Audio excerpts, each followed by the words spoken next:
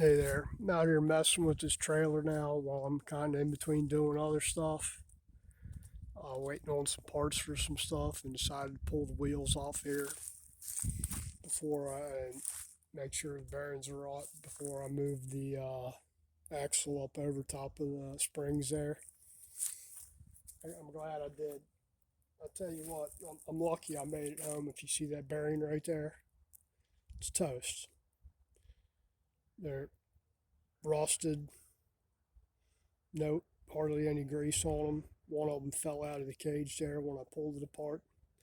So we're getting ready to go and get at least this one bearing and race and new seals for it.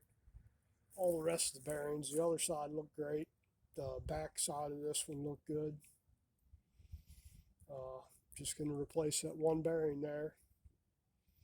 Put some new caps on the outside of these things and adjust them, and we should be good to go. And space the axle out. Now I'll probably go ahead and move the axle up over top of the spring since I got the wheels off and I'll pack the bearings. I tell you what, that ain't even a trailer axle. You know that? That's like an old solid axle off of a car from way back. You see where it's got the backing plate for the drum there, and thing for the steering arm and buckles on there, idler arm probably, or something. I don't even know. That ain't a trailer axle though. It's a little heavy for a trailer axle. Good solid axle. Thing's going to be heavy. Trying to take it out and get it up over top of them springs, but we're going to do it. All right, I'm getting ready to head to Napa now. Get that bearing and some seals. Appreciate it. I'll get back to you later on once I start. I got the wiring harness for this thing and the rear lights,